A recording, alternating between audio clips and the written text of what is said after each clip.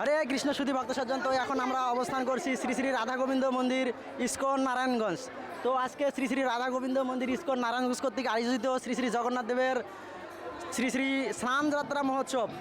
তো এই স্নান যাত্রা মহোৎসব উপলক্ষে অনেক ভক্ত এখানে জমায়েত হয়েছেন। তো আপনারা দেখতে পাচ্ছেন এখানে অনেক লম্বা লাইনে দাঁড়িয়ে আছেন ভক্তরা। তো আপনারা দেখতে পাচ্ছেন এই যে মন্দির থেকে মন্দিরের সেই নাট মন্দিরে জগন্নাথকে স্নান করানোর জন্য ব্যবস্থা করা হয়েছে। তো সেখান থেকে আমাদের লাইন এদিকে মন্দিরের বাইরে একবারে মেইন রোড পর্যন্ত চলে গেছে। তো আপনারা দেখতে পাচ্ছেন কত বড় লাইন।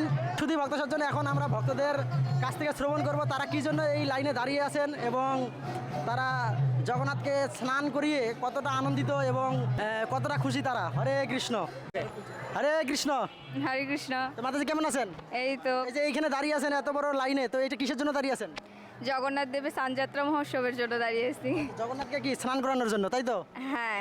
অসংখ্য ধন্যবাদ মাতাজিকে। তো এই যে আজকে সকলেই কি জগন্নাথকে স্নান করাতে পারছে, কিন্তু অন্যান্য দিন জগন্নাথের এই সেবা করার সুযোগ কেউ পায় না। তো এই সম্পর্কে আপনি কিছু বলুন। কারণ হচ্ছে জগন্নাথ দেবের হচ্ছে কৃপালু, কারণ হচ্ছে সবাই হচ্ছে এটার মধ্যে অংশগ্রহণ করতে পারে। তো আমাদের হচ্ছে যে কৃপার জন্য, জগন্নাথ দেবের কৃপার জন্য আমরা হচ্ছে এইখানে সবাই আসছি। জগন্নাথ দেবের স্নানযাত্রা উৎসবে মহাসবে সবাই একসাথে যুক্ত হয়েছি। জগন্নাথের হচ্ছে যারা হচ্ছে জড়জগতের, তারা হচ্ছে এই সেবাটা করার জন্য কোনো পায় না।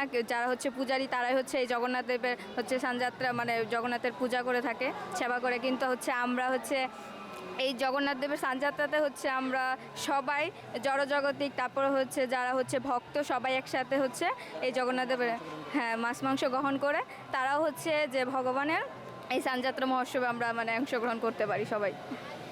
তা আমি হচ্ছে রূপগঞ্জ থেকে আসছি। এটাই হচ্ছে জগন্নাথ দেবের হচ্ছে সবচেয়ে বেশি কৃপা আমার মনে হচ্ছে। আর সবাই হচ্ছে এই চেষ্টা করবেন যে জগন্নাথ দেবের এই স্নানযাত্রায় অংশগ্রহণ করার জন্য। হরে কৃষ্ণ। অসংখ্য ধন্যবাদ মাতাজিকে। হরে কৃষ্ণ। তো আসলে মাতাজি যে বিষয়টা বললেন যে অন্য দিনে জগন্নাথের স্নানযাত্রা অর্থাৎ স্নান করানোর জন্য, জগন্নাথের অর্চন করার জন্য জগন্নাথের সংস্পর্শে সকলেই আসতে পারেন না, শুধু পূজারীরা এবং জগন্নাথের যারা বিশেষ পূজারী রয়েছে ব্রাহ্মণ দীক্ষিত তারাই শুধু জগন্নাথের এই সেবা করার সুযোগ পায়।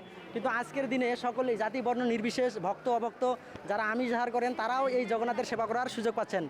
তো এই জন্য মাতাজি অনেক সুন্দরভাবে এই বিষয়টা উল্লেখ করলেন। তো অসংখ্য ধন্যবাদ মাতাজিকে। হরে কৃষ্ণ। তো আপনারা যারা এই জগন্নাথের স্নানযাত্রা উৎসবে অংশগ্রহণ করেননি অর্থাৎ জগন্নাথকে কখনো স্নান করাননি, আপনারা অবশ্যই এই স্নানযাত্রায় অংশগ্রহণ করবেন এবং জগন্নাথকে স্নান করাবেন। হরে কৃষ্ণ। হরে কৃষ্ণ। হরে কৃষ্ণ। তো মাতাজি এই স্নান যাত্রায় আসছেন আপনি, তো আপনার কেমন লাগছে? অনেক ভালো। তো এই যে আসলে আমরা বছরের প্রতিদিন কিন্তু জগন্নাথের সেবা করতে পারি না। তো আজকে একটা বিশেষ সেবার সুযোগ যে আমরা এই দিনে জগন্নাথকে স্নান করাতে পারছি, একটা বিশেষ সুবিধা।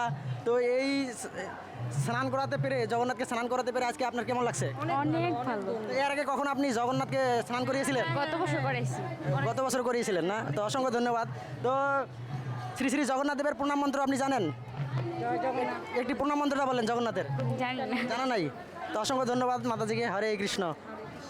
হরে কৃষ্ণ। তো মাতাজি এই যে জগন্নাথের স্নানযাত্রা উৎসবে আসছেন আপনারা, তো আপনার কেমন লাগছে? খুব ভালো লাগছে আজকে এই জগন্নাথের স্নানযাত্রা উৎসবে আপনি এসে জগন্নাথকে স্নান করতে পেরেছেন আজকে। তো এই জগন্নাথকে তো আমরা সাধারণত অন্য দিনে জগন্নাথের সেবা করার সুযোগ পাই না, কেননা জগন্নাথের সেবা করার এই সুযোগ পান শুধু পাণ্ডারা, জগন্নাথের ব্রাহ্মণ দীক্ষিত ভক্ত যারা রয়েছেন তারা। কিন্তু আজকে আমরা যারা আমিষ আহার গ্রহণ করি, মাছ মাংস সব যারা গ্রহণ করে তারাও কিন্তু আজকে জগন্নাথের একবারে কাছে গিয়ে জগন্নাথকে স্পর্শ করতে পারছে, স্নান করাইতে পারতেছে, তাই তো? তো এই উপলক্ষে আপনি কিছু বলুন। এটা আমার সৌভাগ্য যে আজকে আমি জগন্নাথকে সামনে থেকে স্নান করাইতে পারতেছি, দর্শন করতে পারতেছি। তো এর আগে আপনি জগন্নাথকে স্নান করিয়েছিলেন? হ্যাঁ, অনেকবারই করানো হয়েছে। তো জগন্নাথের প্রণাম মন্ত্রটা একটু বলেন আপনি।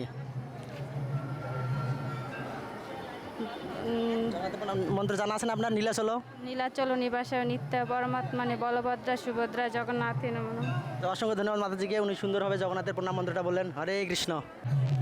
হরে কৃষ্ণ। হরে কৃষ্ণ। তো মাতাজি এখানে কিসের জন্য দাঁড়িয়ে আছেন?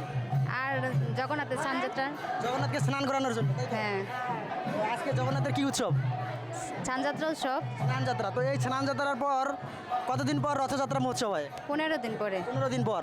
তো অসংখ্য ধন্যবাদ। তো এই 15 দিন জগন্নাথের কি মানে জগন্নাথ কোথায় থাকেন, কি হয় জগন্নাথের? শুয়ে থাকে মাসির বাড়ি, জ্বর আসে শুয়ে থাকে। মানে এই 15 দিন জগন্নাথ অসুস্থ লীলা মানে জ্বর হয় জগন্নাথের।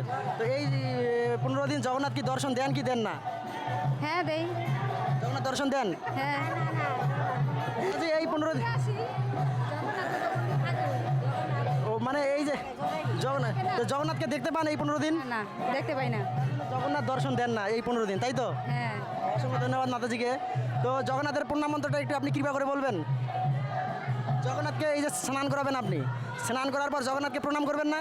হ্যাঁ। প্রণাম করবেন তো? তো কি বলে প্রণাম করবেন? প্রণাম মন্ত্রটা কি? জয় জগন্নাথ। জয় জগন্নাথ। প্রণাম মন্ত্র আছে তো জগন্নাথের, জানা নাই আপনার? না। অসংখ্য ধন্যবাদ। হরে কৃষ্ণ।